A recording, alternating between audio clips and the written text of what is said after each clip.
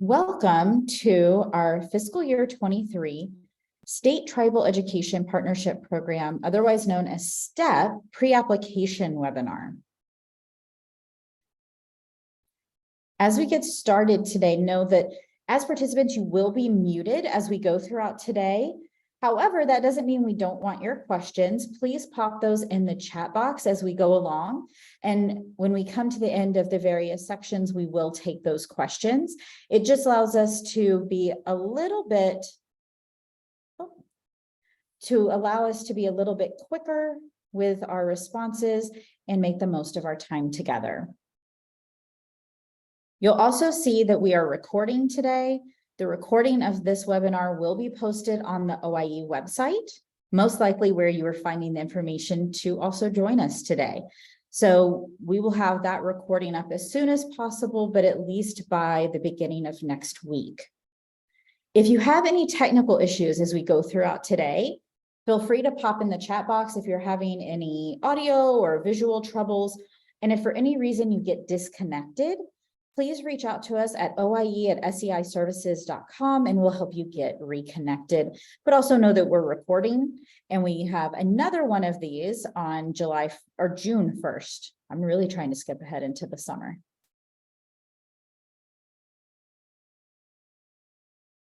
And with us today, we have Dr. Donna Savis-Burns, the OIE Discretionary Group Leader, and Donna Bussell, your STEP Competition Manager. And you'll be hearing lots from them as we go throughout today. And with that, I'll turn it over to Donna to review our agenda. Great, thank you so much. You can't go wrong by saying Donna. You'll get both of us, either of us. So if you ever know. Thank you all so much for joining us today. We are very, very excited about this new grant competition. Been waiting lots of time for this and lots of effort went into tribal consultation and other events to try to kind of reformat a new and improved STEP program, perhaps with input from tribal nations and tribal leaders. And with that, we have what we have now, which we are going to dive into right now. So looking at the STEP competition overview agenda, you will be given a clear description of purpose, eligibility, and funding. And as you can see, we have a lot to cover today, and we're going to take you through all the priorities. We're going to take you to the selection criteria to which you will write, all the application instructions and some resources and lots of good things. So with that, let's take a look at the next slide for our objectives. Today, what we hope that you'll take away from the presentation is that you're going to be learning about what is involved with this FY 2023 grant application package. You'll look at the application requirements. Again, we'll talk about why logic model is needed to strengthen your project narrative. Understand each of the specific selection criteria, what types of tools are required, applying to federal grants, using grants.gov, and to provide some of the applicants with opportunities to submit questions. As I know, those often come up during these procedures. Next slide.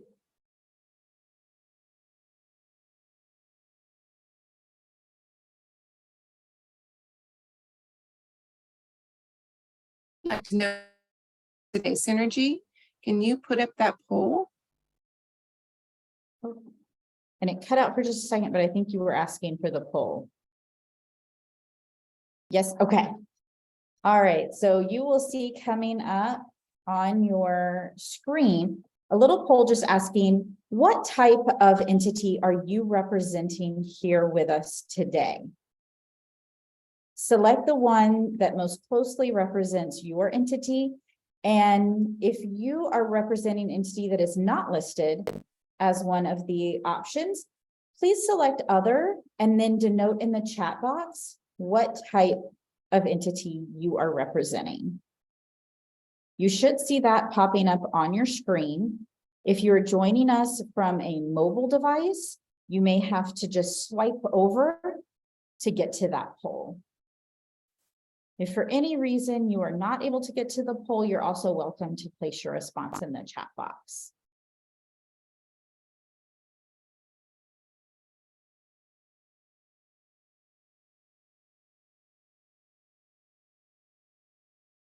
We're going to give just a moment. Y'all are really good with the fast fingers today. All right, it looks like we've got just about everyone responded. I'm going to go ahead and end our poll and share with you the results. So you'll see of those who participated in the poll, the majority indicated that you are other, and I appreciate you. I see you over in the chat sharing with us the various types of entities. Thank you so much for that. We will collect that out of the chat at the end. And for those who are one of them, it's really pretty evenly split between tribe, tribal education agency, and tribal organization.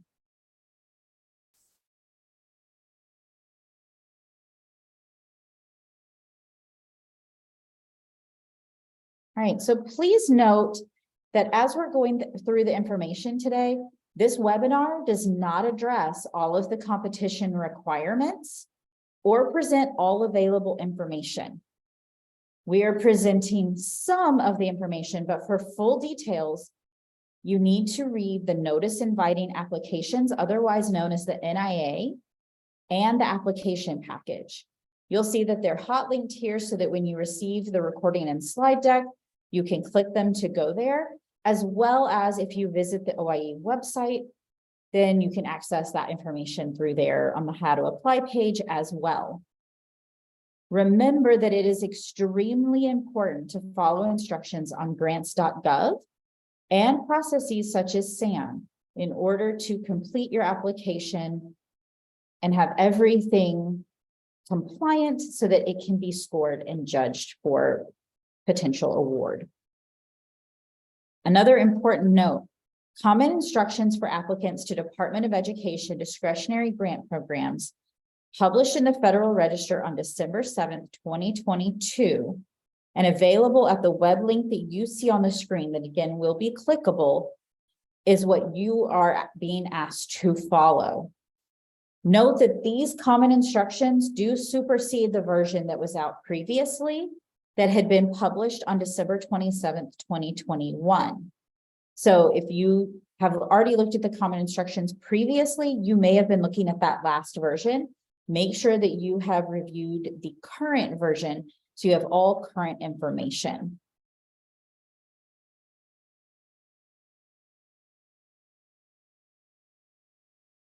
All right, and I will turn it over to Donna Bussell.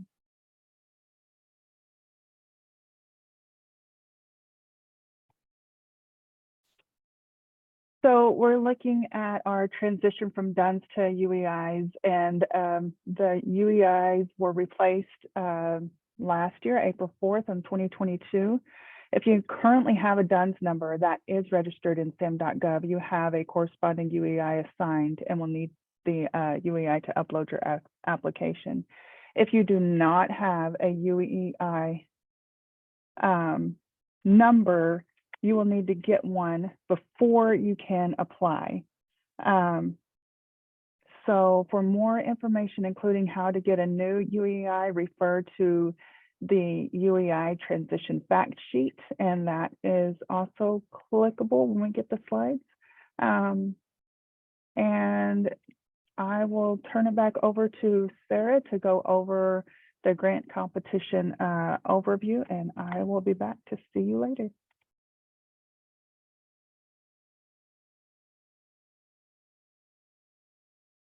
We're going to start out with a little bit of general information regarding this 2023 STEP grant competition.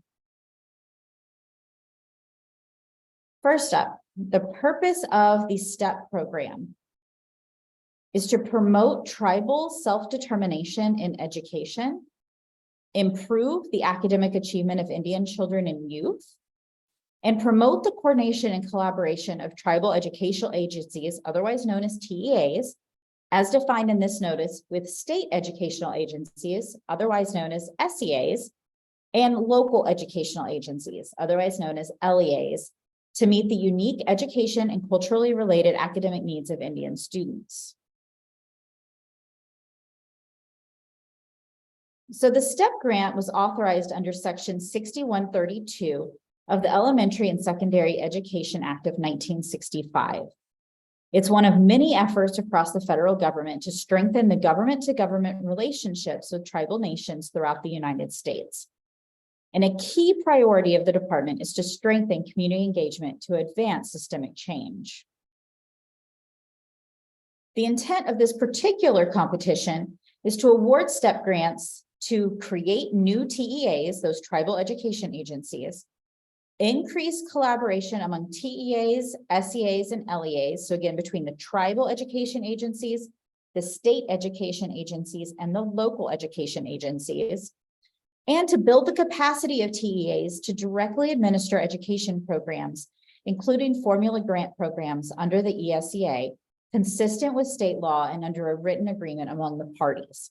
So, for example, applicants could propose projects that include a partnership among a TEA, SEA, and LEA aimed at improving the identification of Native students who may be eligible for an ESEA Title VI Indian Education Formula Grant.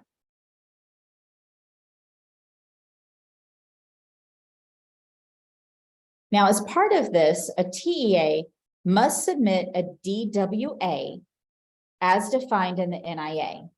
Now, I know that was a lot of acronyms just in that first part. So the Tribal Education Agency is going to have to enter into, with an SEA, a state education agency.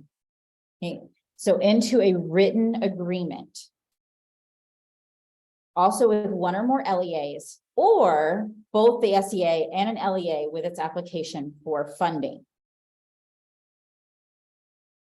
Okay. So it's with a state education agency, one or more local education agencies, or both an SEA and an LEA. For the purposes of the DWA, a school funded by the Bureau of Indian Education is considered an LEA. And an agreement must document the commitment of the TEA, SEA, and LEA to work together, and it has to include all the required elements included in the definition of DWA. So that DWA, that draft written agreement, we'll go over the definition in just a little bit and talk about what are all the required elements in that draft written agreement, because you'll see that DWA throughout our presentation today.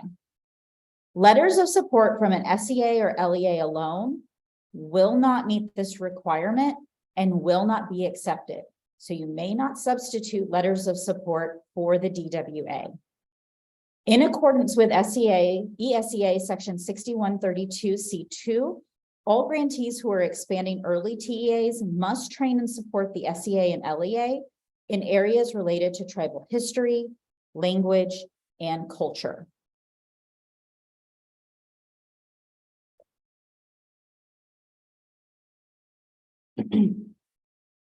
Now, some general information. Who are eligible applicants? We get lots of questions during competition seasons about whether someone is an eligible applicant. We can tell you what types of entities are eligible applicants, but it is up to you to determine whether you are that type of entity.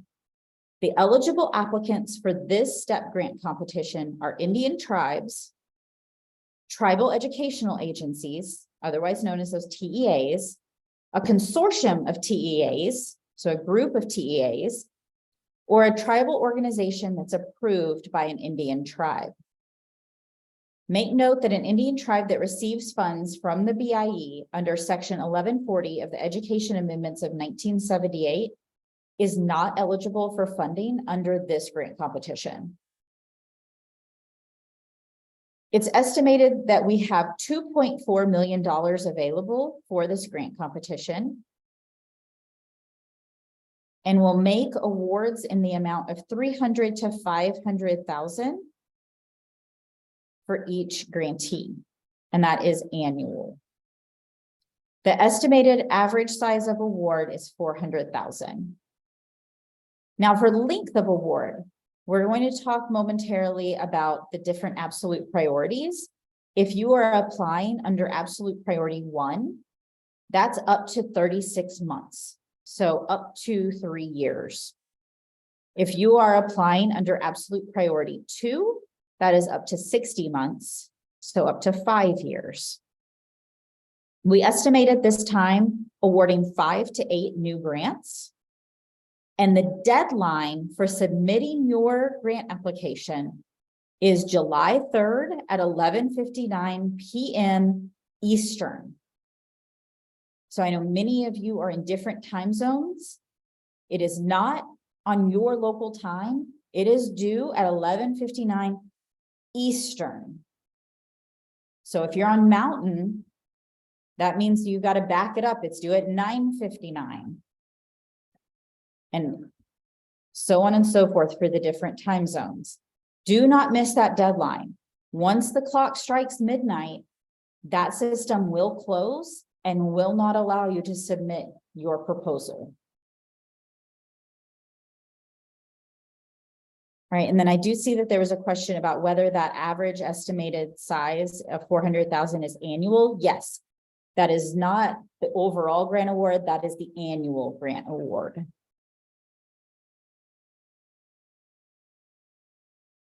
All right. It is not required, but we do strongly encourage and appreciate those who submit a notice of intent to apply. Notice of intent to applies are due by Thursday, June 1st. And it's not a complicated process. You just send an email to the STEP Competition Grant Manager, which is Donna Bussell. You can send that to donna.bussell@ed.gov and we'll pop that email address in the chat for you. Your subject line should be intent to apply.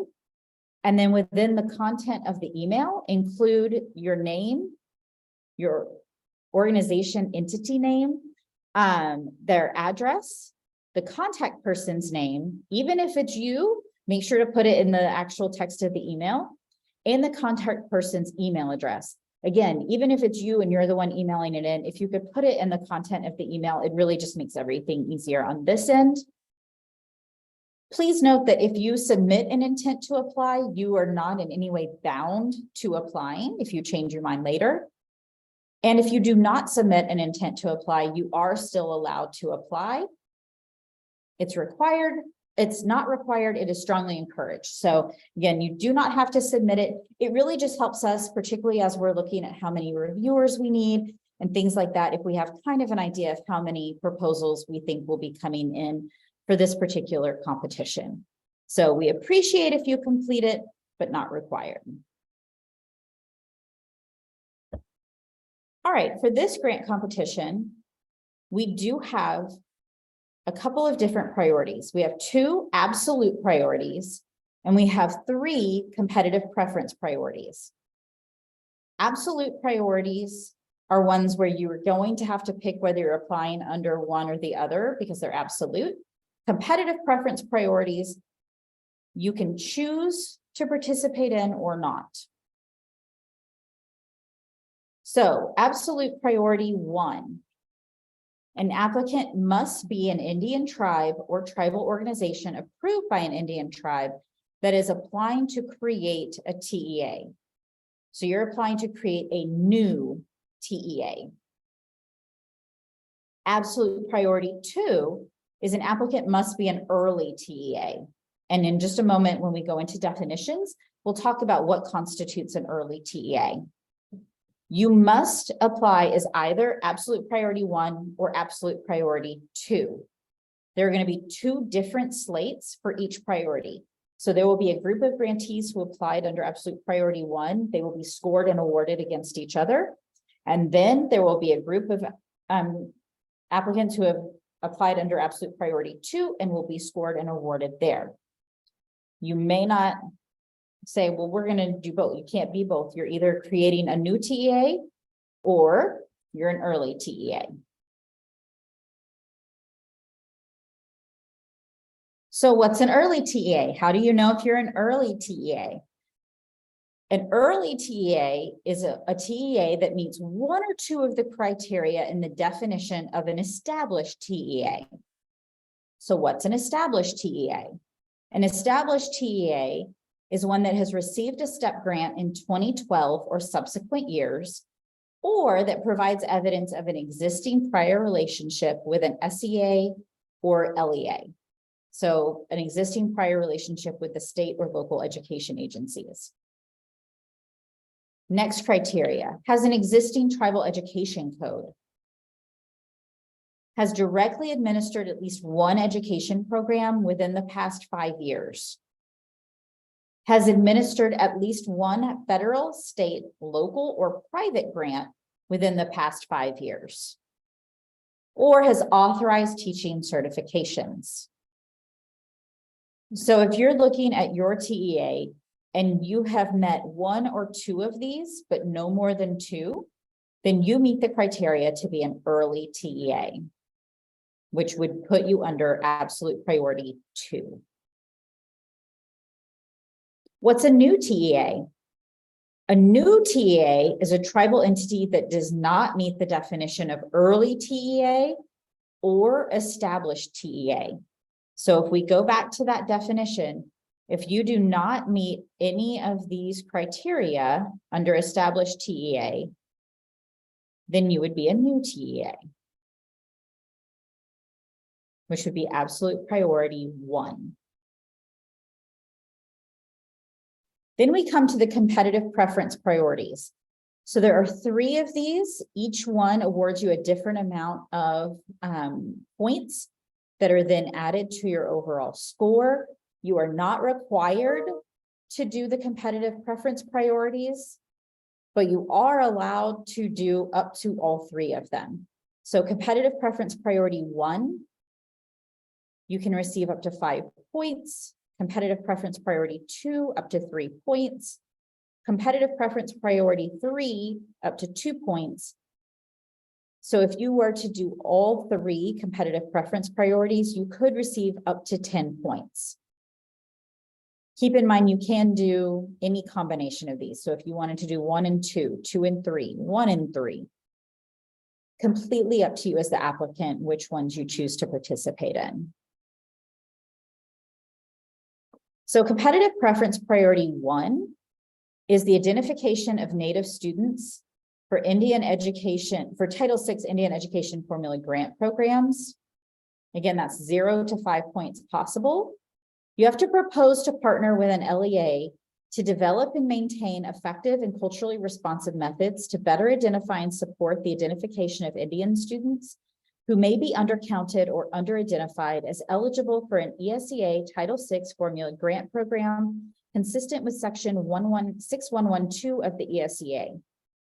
This includes identifying Indian students who are not enrolled in a tribal nation, but do have an affiliation with a tribal nation through being a descendant in the 1st or 2nd degree from a tribal nation member as described in ESEA Section 6151(3).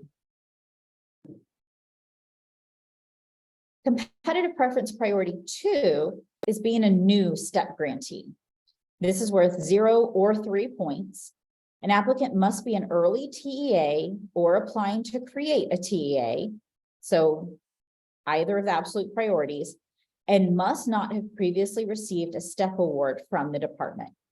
So basically for this one, you just need to have not received a STEP grant in the past. Competitive preference priority 3, strengthening cross-agency coordination and community engagement to advance systemic change. This is 0 or 2 points. For this competitive preference priority, projects that are designed to take a systemic evidence-based approach to improving outcomes for underserved students in one or more of the following priority areas. You'll be coordinating efforts with federal, state, or local agencies or community-based organizations that support students to address one or more of the following: energy, homelessness, transportation, health, which includes physical health, mental health, and behavioral health and trauma, school diversity, including student and educator diversity, college readiness, workforce development, civic engagement, technology, public safety, community violence prevention and intervention, social services, adult education, and literacy. So for this one, just keep in mind that again, you're addressing one or more of the following from those bullet points.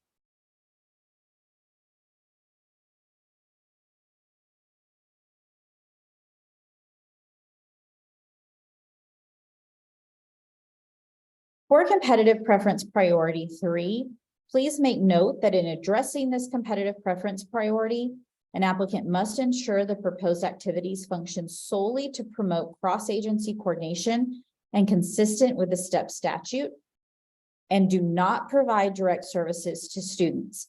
So this is a very important piece of the STEP grant, is that the STEP grant is not for providing direct services to students.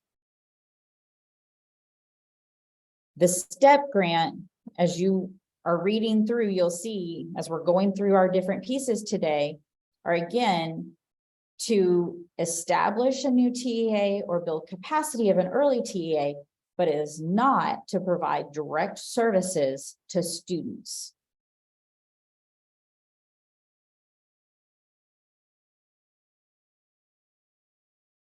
All right, so as we head to performance measures, I'm going to turn this back to Donna Bussell.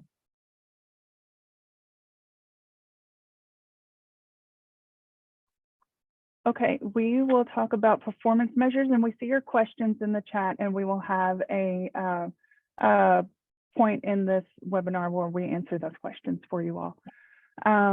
So we will now discuss the performance measures of the grant. This information can be found in Part 6 of the NIA under Award Administration Information, under number 5, performance measures in the NIA. Next slide. The Government Performance Results Act, or GEPRA measures, are the department's indicators of success for the STEP program. Just a couple of tips. Carefully consider these measures in thinking about the approach to and the evaluation of your proposed project. If you are awarded a grant, you will be required to provide data about your progress in meeting these measures in your annual performance and your final performance reports.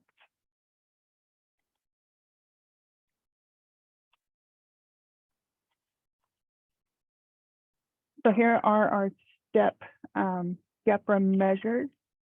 Grantees that apply under Absolute Priority 1 will report on Measure A, and grantees that apply under Absolute Priority 2 will report on Measures B, C, and D. And we'll look at those measures right now. A is the GEPRA measure for a new TEA, the number of tribes that create a TEA by the end of the grant period. GEPRA measure B is the capacity building by the TEA, the number of capacity building activities offered by the TEA for the SEA, the State Education Agency, or the LEA, the Local Education Agency, such as trainings, technical assistance in areas related to tribal history, language, or culture. GEPRA measure C is capacity building by the SEA or the LEA, the number of capacity building activities offered by the SEA or LEA for the TEA, such as trainings, technical assistance in developing TEA capacity to administer and coordinate education programs. And GEPRA measure D, which is the education programs. This is the number of education programs directly administered by the grantees.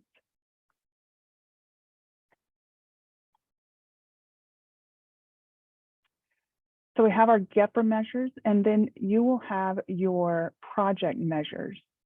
The STEP project measures are the objectives that each applicant writes and includes in their application specific to their project and goals.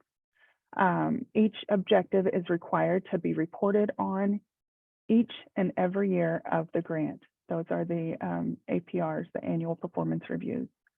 Typically, project objectives are reported as ratios, and you can think through how to write your project objectives to be reported on annually, such as each year or by the end of the grant period. Just make sure those objectives are measurable.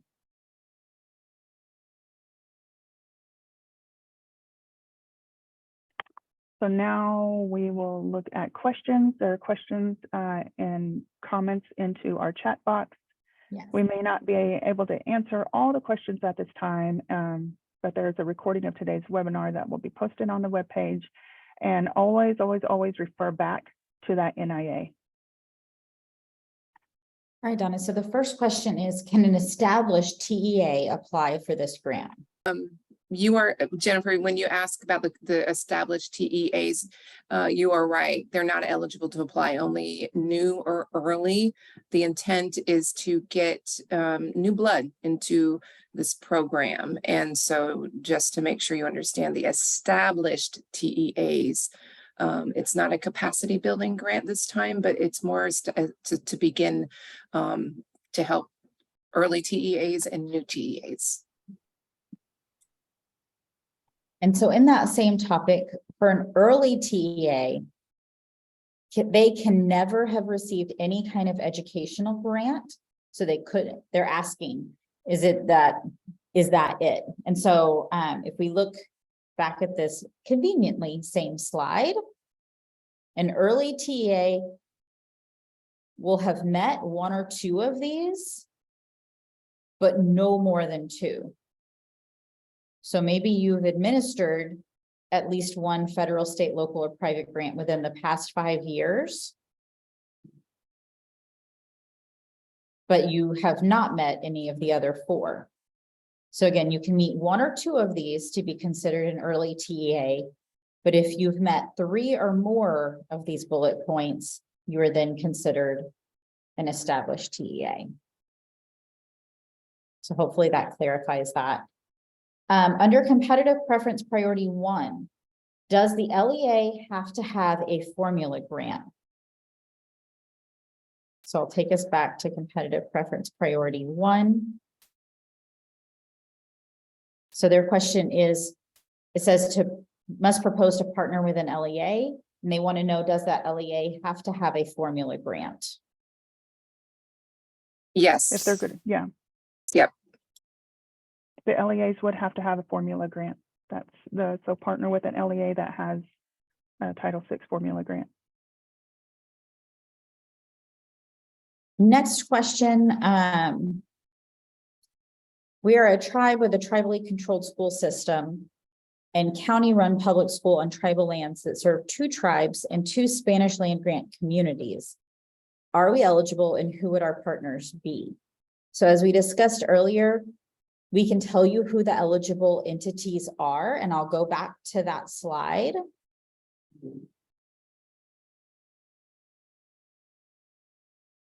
So the eligible entities being an Indian tribe, a tribal educational agency, a consortium of TEAs, or a tribal organization approved by an Indian tribe. But it is up to each of you to determine if your entity meets one of those entity types. And then the other question that was submitted, I'm going to hold because it's more appropriate a little bit later in the presentation. I'm double checking in the chat box. There is one other question there that, again, I think is a little bit better addressed a little later in the presentation. So just know that I do see your question and we will get to you shortly. With that, we will jump back in.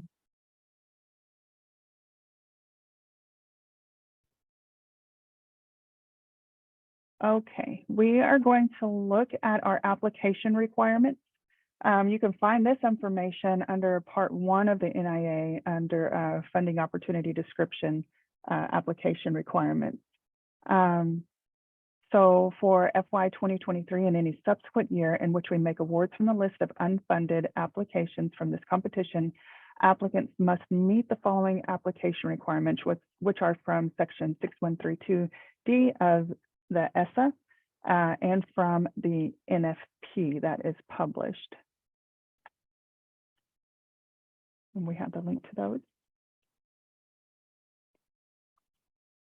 So application requirements, each application for funds must include the following: a draft written agreement with partners. An applicant must provide a draft written agreement with the appropriate SEA and or LEA partner or partners for applicants creating a new TEA. A DWA is only required with an LEA.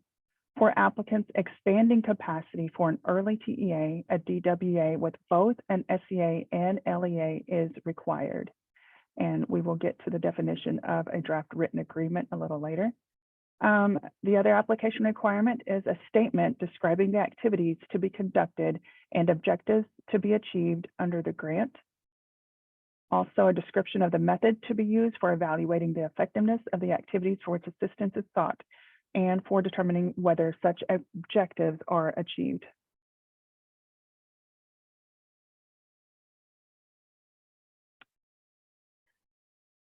More application requirements. Number 4, for TEA applicants, evidence of existing capacity as a TEA. You must have that evidence within the application. Evidence that the eligible applicant has consulted with other education entities, if any, within the territorial jurisdiction of the applicant that will be affected by the activities to be conducted under the grant.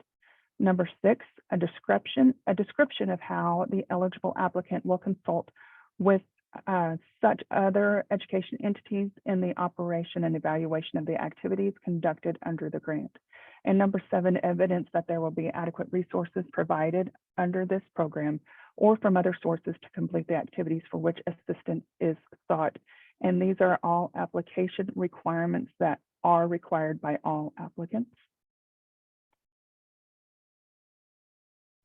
So a draft written agreement, or DWA, is an unsigned written agreement with an attached letter of support from each SEA or LEA partner indicating each has reviewed the project plan and will finalize the DWA into a final written agreement, or an FWA, within 120 days of the grant award notification. The DWA must include the following: the roles and responsibilities for each partner, an agreed upon list of deliverables. Note that deliverables cannot be direct services to Indian students. Identification of at least one point of contact for each partner.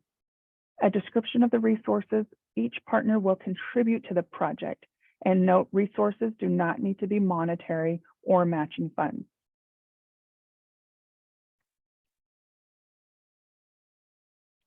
A program requirement of all applicants is that a project director will be hired within 60 days. So grantees must hire a project director as soon as practicable, but no later than 60 days after the beginning of the performance period.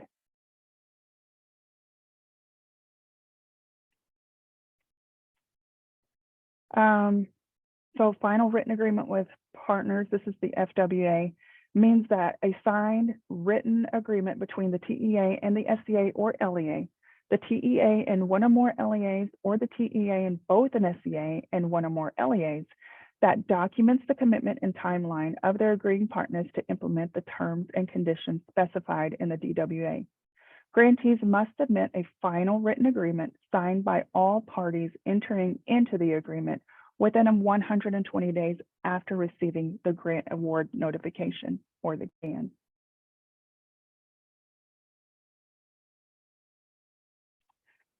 This is another program requirement for all applicants. This is the ISDEAA statutory hiring preference. Awards that are primarily for the benefit of Indians are subject to the provision of Section 7B of the ISDEAA.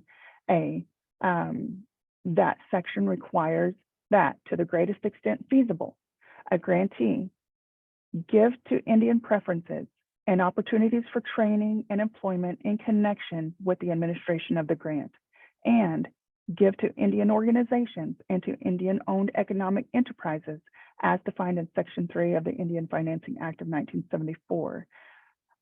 preference in the award of contracts in connection with the administration of the grant. For purposes of this preference, an Indian is a member of any federally recognized tribe.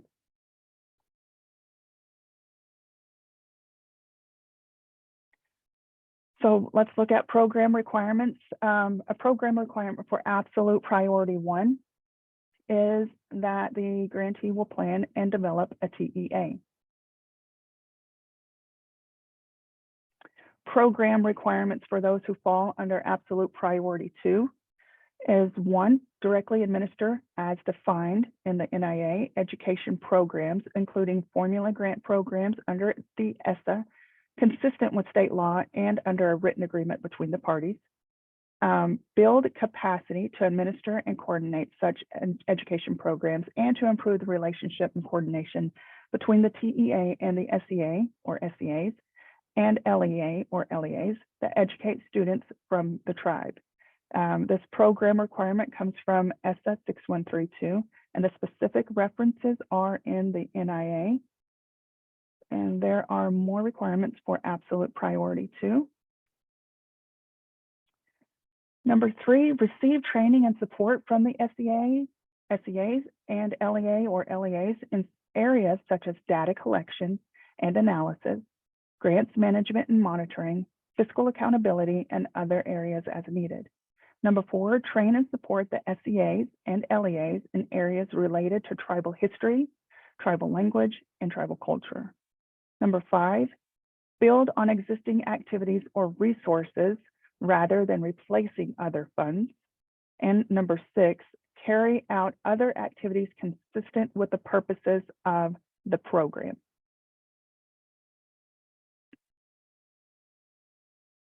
Here's some important definitions, and please note that all definitions listed apply to this competition only.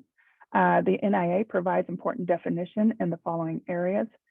Directly administer means conducting as the fiscal agent, SEA functions or LEA functions for education programs, including ESSA formula grant programs consistent with the state law and the FWA.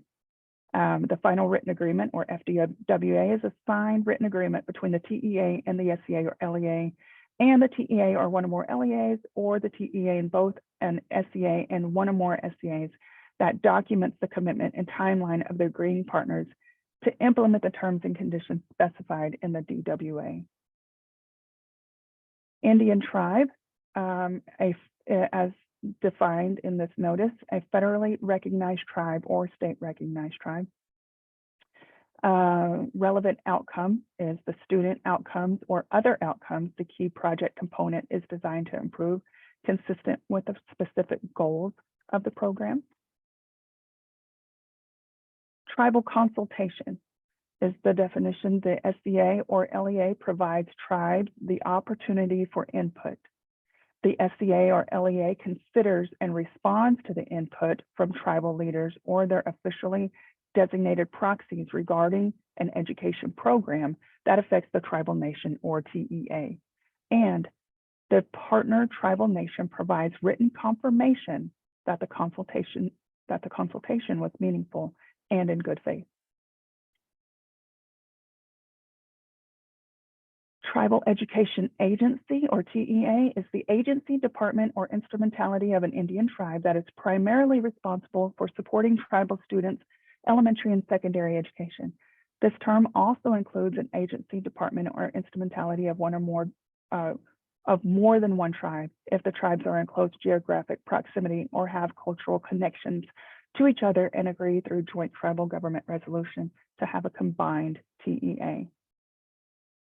And lastly, our last definition in this webinar, underserved student, which is a student which may include children in early learning environments such as K-12 programs, students in post-secondary education or career and technical education, adult learners as appropriate in one or more of the following subgroups: student who's living in poverty, student who's a member of a federally recognized Indian tribe, disconnected youth, technology unconnected youth, a student experiencing homelessness or housing insecurity, a student performing significantly below grade level. And again, please refer to the NIA for all of these definitions. And now I will turn it back over to Sarah to help us out with selection criteria. So we're going to review the selection criteria for this grant competition and the relationship between these criteria, the absolute priorities, and the various elements of the application. Please remember, as you're thinking about your proposal, that you want to respond fully to each selection criterion. Do not lump your written responses for all the sub-criteria into one piece. Keep those sub-criterion responses separate. Remember, you want to make your proposal easy for the peer reviewers to read and score. Do not skip any of the sub-criterion. You don't get to pick and choose which ones you plan to write about. You must address each sub-criterion fully and separately. And also just a reminder before we jump into this, that remember that this webinar is only giving you a portion of the picture. It's important that you read that notice inviting applications and the complete application package. And we really encourage read it a couple of times. The more you read it, the more you're going to have a full understanding of all of the requirements and how to most appropriately address them in your narrative. So let's look at the first selection criteria, which is quality of project design worth up to 30 points. The secretary considers the quality of the project, of the design of the proposed project.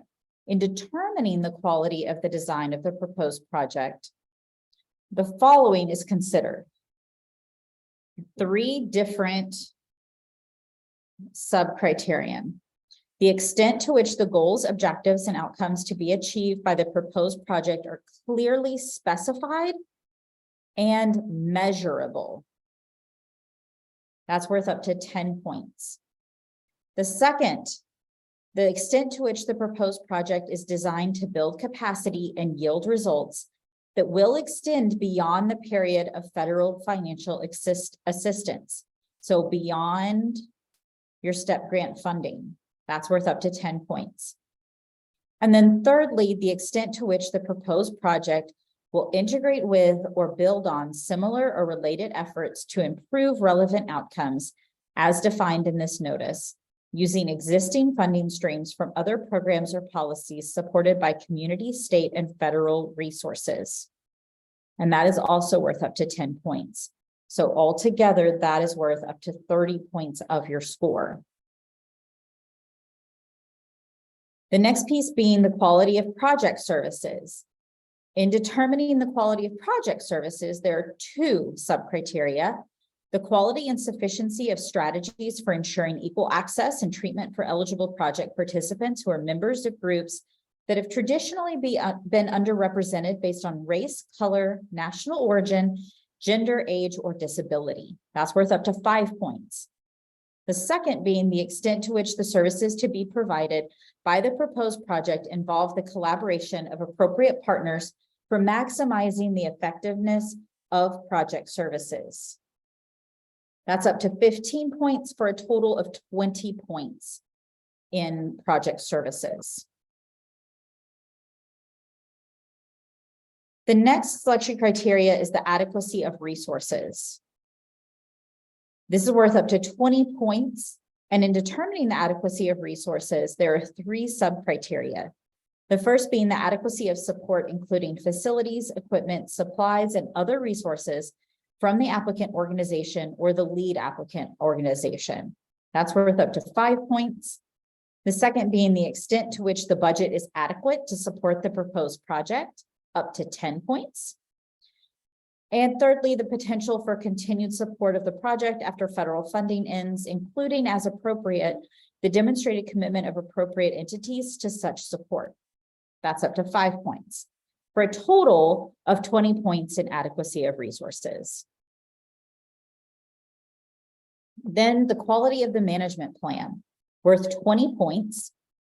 In considering the quality of the management plan, there's just 1 criteria. In determining the quality of the management plan for the proposed project, the secretary considers the extent to which the time commitments of the project director and principal investigator and other key project personnel are appropriate and adequate to meet the objectives of the proposed project. That is worth 20 points. Our next selection criteria is the quality of project personnel, worth 10 points. In determining the quality of project personnel, you have two sub-criteria: the extent to which the applicant encourages applications for employment for persons who are members of groups that have traditionally been underrepresented based on race, color, national origin, gender, age, or disability. That's worth up to 1 point. And then the qualifications, including relevant training and experience of the project director or principal investigator, is worth up to 9 points, for a total of 10 points in quality of project personnel. That wraps up our selection criteria. We will now take just a few questions.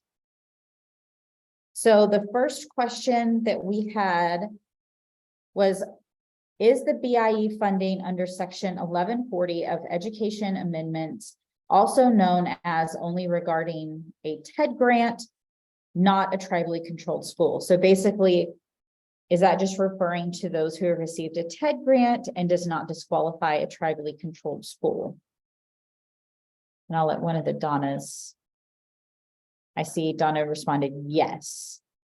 So it is referring to those receiving a TED grant and would not disqualify a BIE school. Correct. Perfect. And then we also had the question, where can we access the full application package? You can find the application package on grants.gov. And we'll actually, in a few slides, walk you through how you can find that. But I will say the best search term is just if you put in STEP. There is not another grant called STEP, so that way you don't necessarily have to type in the full thing there. All right, and then the other question was, are there examples of successful programs that we can review? We do not specifically have examples of successful programs as part of this pre-application webinar or application package. We do have on the OIE website previous STEP grantees listed. So you can go back to grants awarded and see that, but know that each of the STEP grant competitions has been slightly different than the last. So they would not necessarily specifically apply to this grant competition. At this time, I think that's all the questions for this section. And so we'll move into application instructions.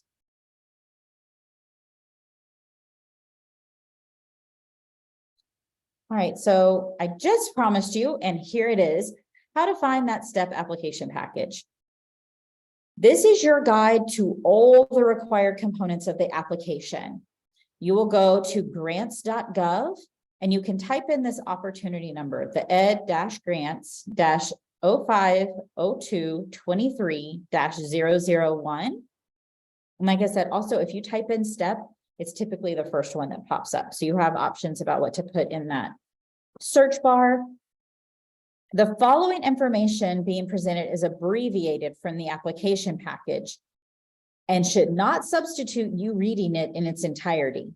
So we are going over a portion of the application package, but you really need to go in yourself and read the full application package, ideally a few times. So this is what it will look like when you pull it up on grants.gov, where you're able to then get into the application package here, like I said, to read through and start preparing.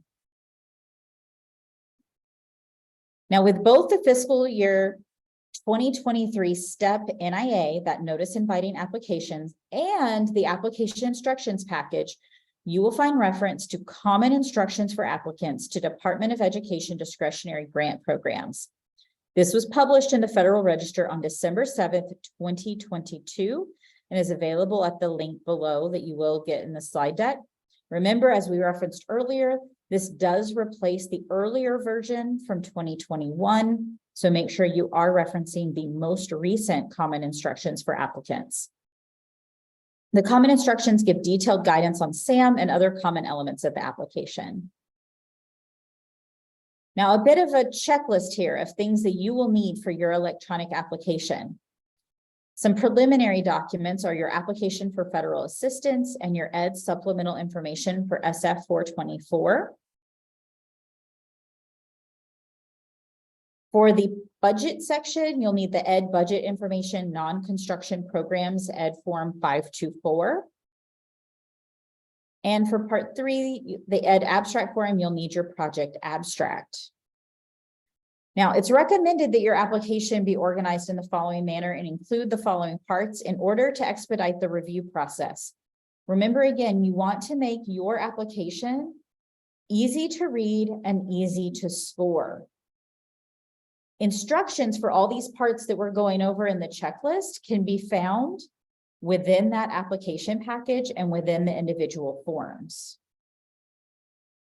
Review your electronic application and make sure you've completed each of these forms completely and correctly.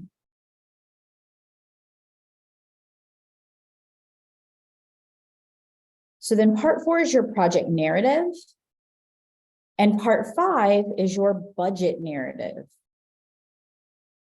Part 6 contains a couple of different things because it's your other attachments. So you'll have your DWA. Remember, that's your draft written agreement. You'll have your indirect cost rate agreement, if applicable. You'll have resumes for the project director, principal investigator, any other key project personnel, bibliography, and your signed consortium agreement, if applicable, if you're applying as a consortium. Part 7 are your assurances and certifications, which includes your disclosure of lobbying activities, which is SFLLL form. The grant lobbying form, which is the certification regarding lobbying, which is ED 80-0013 form, and the General Education Provisions Act requirements, section 427, which is known as GEPA. Now, you'll see in the SF 424 application for federal assistance form, this is a standardized form and includes corresponding instructions. For item 9, be sure that the applicant type you identify in this form matches how you self-identify in the application abstract. Okay. So in your application abstract, you are asked to identify what eligible applicant type you are. Make sure that on this 424 form, when you select your entity type, it matches between the two.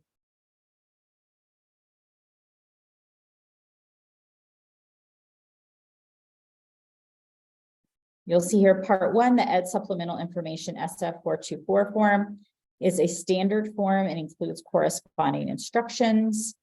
Part 2 is budget form ED 524. You will use ED form 524 section A. Section B, the non-federal funds, is optional. Remember that you must provide all requested budget information for each of the 3 or 5 years of the project, depending upon which absolute priority you're applying under.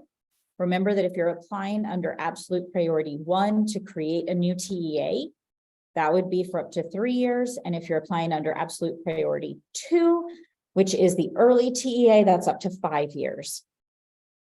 And that the total column to be considered for federal funding is complete. No more than 5% of the funds awarded for the grant can be used for administrative costs. So there is an administrative cost cap of 5%. Here is that budget form. Make sure that you're using the most up-to-date form. It should have an expiration date of 9/30/2023. Make sure that all the budget information that you enter here also matches with your budget narrative. When you complete that budget narrative later in your application package, those numbers should match between the form and the narrative. And then you'll note the section here in the golden box is regarding indirect cost, if applicable to you. Now in part 5, now you get to that budget narrative. This budget narrative serves as section C of the ED form 524. Be sure to complete an itemized budget breakdown and narrative for each year of the proposed project, up to either 36 or 60 months, again, depending upon which absolute priority you're applying for. Review and edit to ensure the total funding listed each year in your budget narrative matches the total amounts you entered back on this form, the Ed Form 524. Identify the nature and amount of the proposed expenditures and provide sufficient detail for readers to understand. This project does have a supplement, not supplant requirement. That means that under section 6132 of the ESEA, funds under this section must be used to supplement and not supplant other federal, state, and local programs that meet the needs of tribal students. So this must be in addition to, not taking the place of.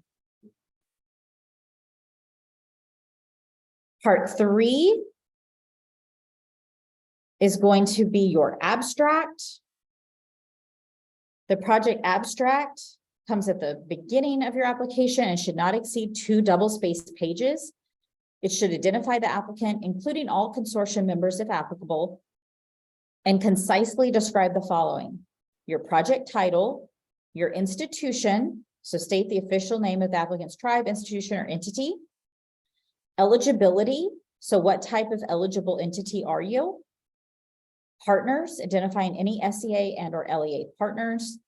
And priorities, indicate which absolute priority you're applying under, 1 or 2, and which, if any, of the 3 competitive priorities that you are addressing with your project. Give a brief description of your proposed project goals and objectives. And that's all in your abstract. Remembering again, set it up so that it is easy to read and easy to score. Note that grants.gov may include a note that indicates that the project abstract may not exceed 1 page. However, you can upload an abstract of more than 1 page. Just remember, it should not exceed 2 double-spaced pages.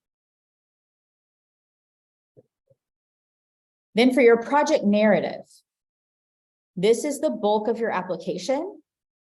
This application narrative should not exceed 30 pages. Use the following standards. A page is a regular 8.5 by 11 page, one side only, with 1-inch margins at the top, bottom, and both sides. It should be double spaced, no more than 3 lines per vertical inch, with all text in the application narrative, including titles, headings, footnotes, quotations, references, and captions, as well as all text in charts, tables, figures, and graphs.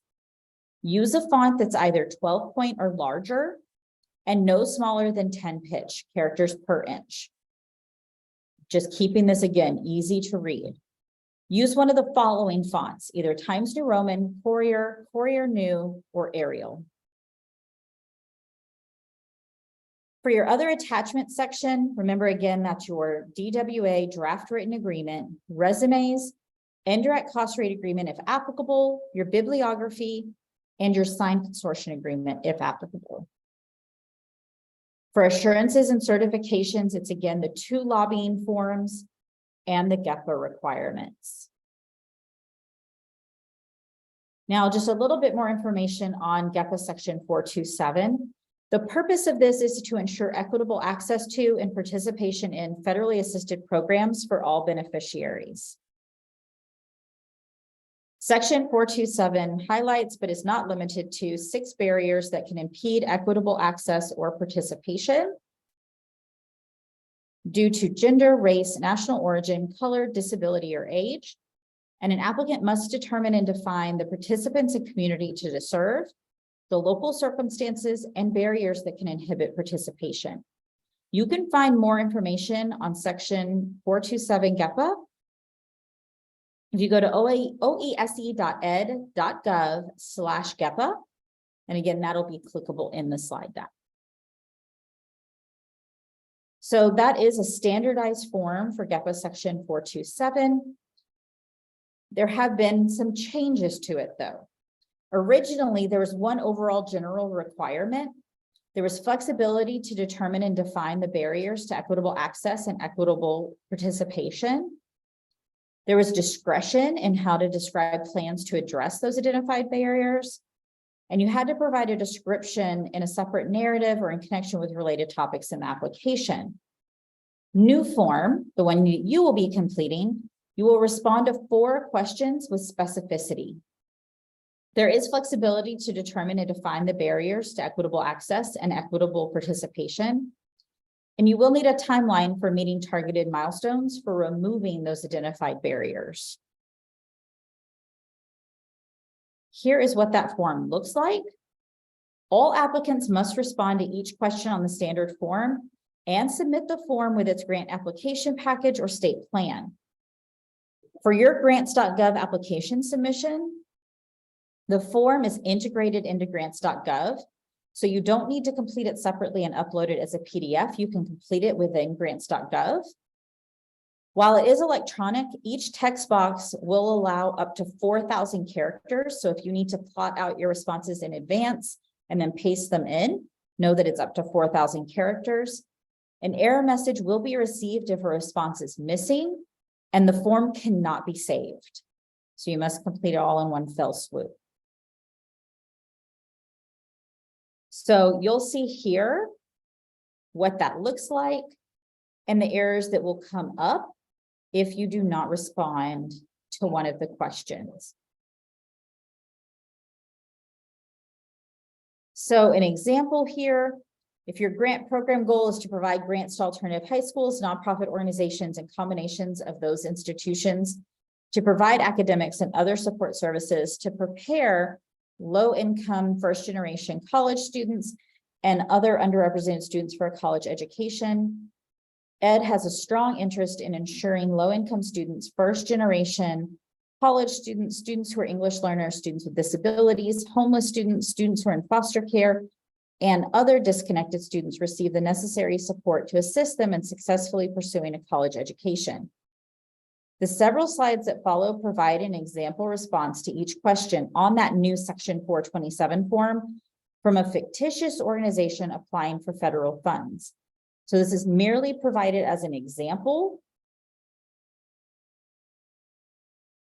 For question 1, the question is describe how your entity's existing mission, policies, or commitments ensure equitable access to and equitable participation in the proposed project or activity. You can see their response here as far as the organization has a contract with the city to operate a non-traditional high school in the local YMCA. They're going to open earlier, remain open longer, be open 7 days a week to ensure homeless and other non-traditional students are able to obtain high school diplomas. For question 2, based on your proposed project or activity, what barriers may impede equitable access and participation of students, educators, or other beneficiaries?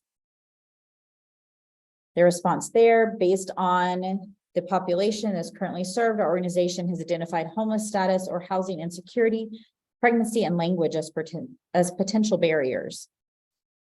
Question 3, based on the barriers identified, what steps are you going to take to address such barriers to equitable access and participation in the proposed project or activity? You can see their full example response. Key pieces being offering core subjects of varying levels of math, reading, and science several times throughout the day and evening, multilingual counselors, and a mobile health truck. And then finally, question 4, what is your timeline, including targeted milestones for addressing these identified barriers? Extensive outreach through posters and flyers posted at local community organizations and shops, counseling staff conducting daily foot patrols. There's a target population assigned through the system, such as juvenile courts, so also assist in the identification and recruitment of the target population. And then they're going to register 5% or 50 students of the target population within 180 days. So they've set a goal there as well.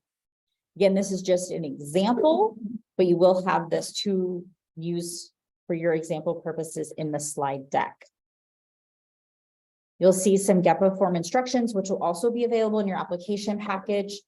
Applicants may identify any barriers that may impede equitable access and participation in the proposed project or activity, including but not limited to barriers based on economic disadvantage, gender, race, ethnicity, color, national origin, disability, age, language, migrant status, rural status, homeless status, or housing insecurity, pregnancy, parenting, or caregiving status, and sexual orientation. Applicants are not required to have mission statements or policies that align with equity in order to submit an application. And applicants may have already included some or all of this required information in the narrative sections of their applications or their state plans. In responding to this requirement for each question, you can provide a cross-reference to the sections and page numbers in your application or state plan that includes the information responsive to that question on this form, or restate that information. You can respond to each question using the associated text box up to 4,000 characters. Use the check for error button to see if anything is missing. Even if you've already undertaken the steps to address barriers, you must still provide that explanation in the box. And if you believe no barriers exist, you must still provide an explanation as to that in the box. Again, we do have some resources, a PDF version of the 427 form, computer-based training, FAQs. You can check out the Department of Education Equity Action Plan. All of this is linked in the slide deck. And any comments or concerns regarding the status of your individual form can be addressed to the person listed in the for further information contact section in the notice inviting applications. Now, as we get here to talk about our application requirements, I'm going to turn this over to Donna. Okay, well, let's go through where in the application where we address these application requirements. So, for example, the DWA, we can address those in a separate attachment consistent with grants.gov in the file format. Move on to the second application requirement. This is a statement describing the activities to be conducted and the objectives to be achieved under the grant. You can place that in your summary, just include a quick summary statement in your application abstract. Also, you may address these under project evaluations under subcriterion 2, quality of management plans, subcriterion 1, and the quality of the project design, subcriterion 1. The application requirement for TEA applicants, we can address those in the quality of management plan, criterion 3, or the project design, subcriterion 2.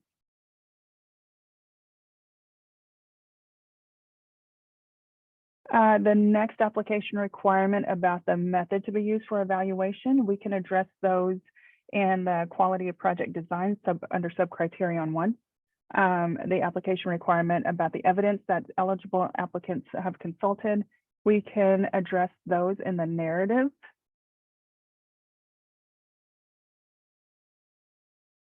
Next slide. The application requirement for a description of how the eligible applicant will consult each education entities. These can be explained under project narrative and under the quality of project design subcriterion 3 and under quality of project services subcriterion 2. And evidence that there will be adequate resources that can be addressed under quality of project services subcriterion 1 and quality of management plan subcriterion 1.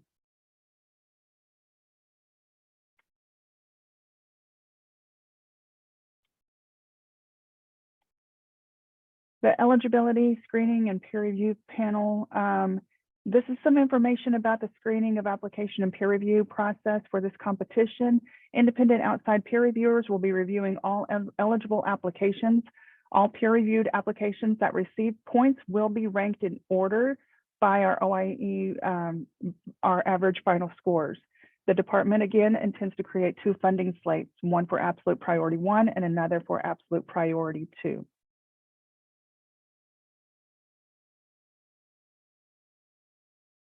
The application deadline is July 3rd, 11:59 p.m. Eastern Time.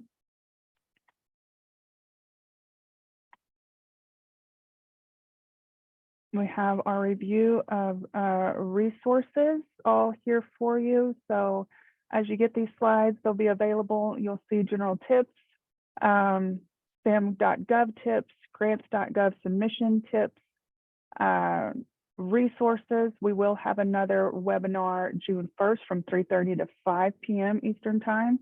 Any updates will be provided on the STEP program webpage. So please keep updated with that. There's a link on this resource page. Actually, it's the next resource, maybe the one after that, with the application package and the STEP funding opportunity number that you can search for, as well as sam.gov. There are more resources under access the requirements for 2 CFR Part 200, and I will let you all go through those resources on your own. We would like to turn it over to Amy and Mandy with the Circles of Reflection team as they go over some information of the Circles of Reflection. Thanks so much, Donna. We're going to be real quick because I know everyone's getting tired and we're getting towards the end of our time, but I'm Amy Bitterman with the National Comprehensive Center, and I'm joined by my colleague, Mandy Smoker-Brodus, and we are part of the Native Education Collaborative, which is a signature project of the National Comprehensive Center.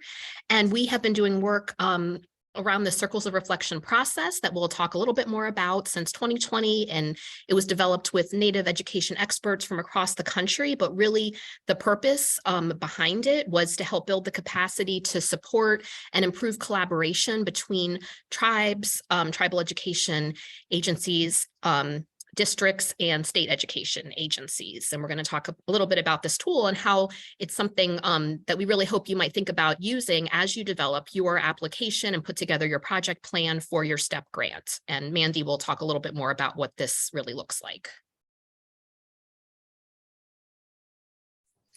So we know one of the most important parts of this grant opportunity is the collaboration, and the Circles of Reflection process is really designed. It's a culturally responsive process and tool that helps bring multiple stakeholders together to come to a table and allow for various perspectives to be shared in an open space and help a team, such as a STEP grantee team, build plans that focus on the tribe's priorities for improving Native education. The STEP grant requires that tribes apply in collaboration with local school districts and in some cases, the state education office. The Circles of Reflection process, as you can see here, includes sort of 3 phases. Each phase takes about 2 to 3 hours to complete. We're in the next slide, we'll tell you a little bit about the tools and materials that you can use to complete this process. But just briefly, in the first circle, the tribe pulls a team together to review those grant priorities, all of that information that's been shared by OIE today, and discuss current education efforts related to the priorities of this grant. In the second circle, the tribe invites those local schools to the table, and also possibly the state, to just continue to build on that previous conversation and information from the first circle. Then lastly, in the third circle, everyone comes back together again to review all the input, all that data, and use it to help determine what some of the best activities, most applicable activities for this particular STEP grant might be. And again, each circle takes about 2 to 3 hours to complete, and we have step-by-step guidelines that can really support anyone in this work. I'll let Amy talk about that. Thanks. And then on the next slide, we do have here kind of just a list of the materials that are part of this package. And I popped a link in the chat so that you all can go check it out and take a look. But we recommend really starting with that overview document that gives you a description of what this it looks like, who's involved, the timing, kind of all of the pieces that Mandy went through in some more detail. And then a facilitation guide that really is meant to use kind of behind the scenes to really implement and be able to, put these circles on. We have agendas, sample agendas in there. as well as checklists of things to help you prepare for the circles, all of that. And as well as a couple other worksheets that we have put together for you to use to complete during the circles themselves to kind of capture that really rich discussion. And finally, we also have a resource bank that we developed actually a number of years ago that has evidence-based tools, programs, promising practices that all kind of relate to different pieces of the grant and the priorities. And then on the last slide, we just want to mention that like I said, all the materials are available on the website. Please take a look. There's a QR code too here if it's easier for you to use that to get to it, and that we will be putting together kind of a longer training webinar around circles of reflection for the STEP grant that we hope to put up soon, so that you all will have that to also refer to as a resource if you are interested in engaging in this and taking on this work. So thank you. This is a wonderful tool resource that we are so happy to have for you. So thank you, Mandy and Amy, for this work. And something that when we talk about those partnerships, not often are we able to have such a well formatted, well received resource for this. So thank you so much for that.